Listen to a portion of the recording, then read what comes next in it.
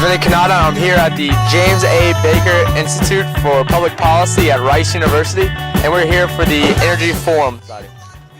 Thanks, Vinny. I'm a oceanographer and geologist. I'm a recovering academic, and I now work with the National Audubon Society, a 100-year-old environmental conservation organization, and we have an office in Baton Rouge, and we're working on trying to restore coastal Louisiana. Well, I think the forum it was really orchestrated around the idea that we need to move on with ultra deep energy development, but I wanted to be sure that everybody understood that there were some corrections that had to be made before the rest of the country was going to be comfortable with that. Well, I think there are a number of messages here. One is that this ultra deep water and the offshore Louisiana is going to continue to be a big part of the future for students from Louisiana and Texas, and that there will be a lot of new opportunities in that area. There's also going to have to be a whole new field of safety operations in that kind of very unforgiving environment. It's really like working in space in some ways. The kinds of protections that are going to be required really are just being worked out now, and will be perfected by students who are graduating today. I look forward to speaking to you again. Keep up the good work. Hi, my name is Vinny Canada, reporting for FLAG, and I'm here with Mr. Vaughn. I've got 30 years of experience in the upstream oil and gas business, all with ExxonMobil, and my career has fortunately or interestingly for me anyway, been built over that time frame in a variety of different locations within the United States and overseas. And during the conference, there's a lot of talk about how the industry is where it needs to be as far as regulations go, but containment is what they're still waiting on. And can you tell, directed at a high school audience and maybe early college, your company that you're a part of and how it will contribute to the containment part of the permit process? Sure. Well, first, the Marine Well Containment Company is a company that has been built from 4 sponsor companies, those being ExxonMobil, which is mine, Shell, ConocoPhillips, and Chevron, and now that the membership of the Marine Well Containment Company includes BP.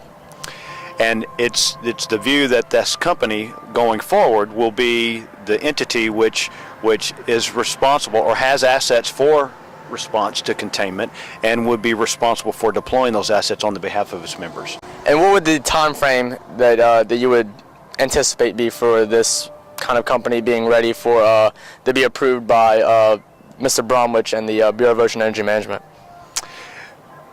Well, we're in the process now of testing all the assets that are part of the response system. As you can imagine, that needs to be a very deliberate exercise to ensure that they are able to perform the operational duty that we expect them to, and that we are able to deploy them in a manner that we anticipate before we are called to do that. That process is ongoing. It's going to take some time more, but we believe that we'll have it in a position where we can manifest our deployment capability very soon. Great. Well, thank you so much, Mr. Vaughn, and we appreciate your time today. Appreciate it. Thank you. Thank you, guys. Education. Well, my background has been growing up in the oil industry in Louisiana. My dad was in the industry. I was educated at LSU, degrees in geology and doctorate in petroleum engineering. I taught college briefly with that education, and then I went to work in the oil business back in the late 80s, and have just moved back into academia the last year on the faculty at Texas A&M. And how would you say your experience in the oil industry has affected the way that you teach your subject? Well, I think it's a very good fit to be able to teach the senior engineers what it's like to be an actual engineer, because I've done it, and I basically teach from my experience base. I teach them what I've done for years as an engineer, use real life experience and things like that, and I think that's worked out very well. The students appear to like it quite a bit. I think what I was talking about today was that, you know, there are a lot of changes that are going to come into the oil business from the Macondo blowout, and you know, we're going to see new regulations and we're going to see new technology. Okay, we need to implement both in a manner, of course, that mitigates the possibility of any of these types of blowouts ever happening again. And as we build regulations, we want the regulations to help us, not hurt us, right? We don't want a bureaucracy. We want assistance in doing the work. Absolutely. And the final question is, what kind of message would you like to give to high school students and how they might be able to help now or possibly into the future?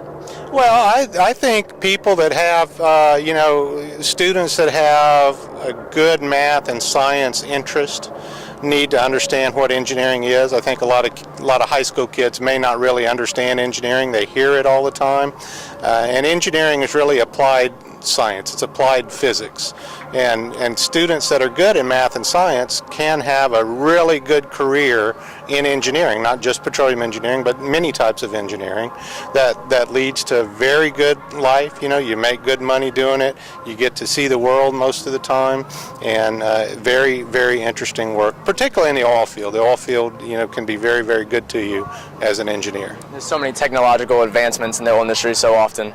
It's a great field to be in. Absolutely. Well, thank you so much, Dr. Beck. We appreciate it, and thank you. Great presentation as well at the conference. That. Thank you. I'm an engineer with an MBA. I have a chemical engineering degree from Georgia Tech and then an MBA from Tulane, and I spent about 35 years in this industry before getting importuned to come back to Tulane to help start up an energy institute at the business school. It's also linked to the engineering school. And I think this is a pretty educated audience and they pretty much get it. But what I was trying to get across was that we've got a whole political class in Washington that don't understand how this energy industry works and how it interfaces with the rest of the economy. And to the degree that they don't, we need to get them better informed. So, you know, you've got a bunch of legislation coming up where people are going to want to raise liability caps and change authorizations and permitting requirements and all this sort of thing.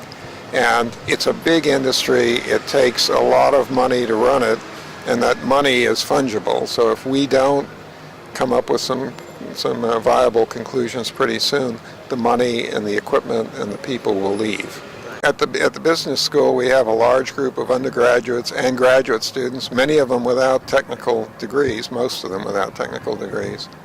But they recognize that they need to know more about energy. So they are taking energy courses on the theory that whatever business they go into, it's going to be affected by what happens in energy. And I would just urge anybody coming out of high school today to, and regardless of where they go to school, to figure out if there are those sorts of energy courses available to them. We offer a undergraduate certificate program, a graduate certificate program, and we're just launching a new graduate degree, all focused on energy finance and energy risk management. So we're trying, from our standpoint, to get the non-technical population kind of up to speed on the whole energy field. And I think that to the degree that the young people of the world spread the word, we're all going to be better off for it. Well, my background is that I was for many years a journalist like yourself, writing about the oil industry in the Middle East. How I got to be into journalism writing about the Middle East is I studied Arabic in college and Middle Eastern history, and pursuing that as a journalist, I kept getting assigned to stories about oil, and then I became sort of an expert from traveling around the Middle East and talking to people about oil and reading about things pertaining to the oil market. Now, the Baker Institute is really a fabulous institution. We were founded in the early 90s when Secretary James Baker III retired from public service. He was approached by Rice University to create a think tank here at Rice. James Baker's grandfather was on the founding board of directors of our university, and so then hence the connection. And he wanted to have more than a library. He wanted to have a living institution that would bring together what we call the world of action and the world of ideas. So you boys are in the world of ideas as students, and we here at Rice University do research, and so we spend our day thinking about the world of ideas. But we wanted to bring that process to the public. To the media, to industry, to global leaders, and to our national leaders. And so part of our mission is to have forums like you attended today, where you have a wide variety of speakers, not just having famous politicians give speeches, or not just having professors of science give speeches, but to bring together the top minds on a topic like today's topic, U.S. offshore drilling. And you'll notice from the program that we had scientists that work in the subject of drilling. We had scientists that work on the ecology of the Gulf of Mexico, but we also had political leaders, and we had industry leaders, and the idea is to have a full dialogue on the issues from all perspectives, but based on sound science and factual content, right, as the background material for the discussion. What would you say was the most important reason to have this kind of event, to have these different scientists and the industry leaders and public policy experts come together and to talk about these issues? Well, now you boys are from Louisiana, so I think you'll appreciate this answer. We were all very concerned with your situation, and then it disappeared off the face of the earth, and now no one's concerned about your situation. So the idea of having a forum is that we felt that people had sort of dropped the ball, that no one in the country knew what's happened to the shoreline of Louisiana anymore. People don't really know what's happening with the permitting process. You know, you see these sort of vague news reports, but we felt by having a public forum where people could bring different point of views, that it would get a more lively debate and a more knowledgeable and insightful debate about what the path is to move forward offshore in Louisiana. Absolutely. Well, we thank you for that. Do you have any message that you'd like to give to high school students, maybe early college students, for why this is important going into their future and maybe how they can help?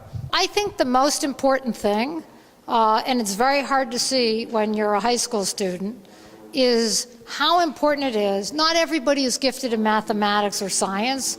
Some people are more creative in the creative arts, or some people are very interested, like myself. My major, I studied a lot of history. But it is important for those people who have technical ability to do that. And not everybody who's good at mathematics needs to try to get a job on Wall Street using that to make money. We need people to go into science. Because without science leadership, there's no way to actually, as you heard discussion at the conference today, how would someone in the government even know whether a technology is going to work or not work? How would they even be able to evaluate that technology if they didn't themselves have a technical background? And not everybody can do it. It takes someone who has both the perseverance and the aptitude to do high-level engineering. And so we need more people to do that, both in the oil and gas sector and in the regulatory sector and so forth. There's this, tremendous need for educated technical people, people who can do technology innovation, people who can evaluate environmental protection. But we also need people, in the clean tech side as well. We need more people who are willing to do research on solar energy and new car technology. And unfortunately, for all of you who don't like math, you have to have that background first to get to the next stage where you can make a contribution. And so, I would urge you all not to just daydream in that class, but to do your homework, because we need you. Your nation needs you. We appreciate it. We hope we can answer the call. But thank you so much, Ms. Jaffe. We appreciate your time here today, and we appreciate you putting on this great event for us to go to. It's a great educational experience. All right, very good. All right, thank you.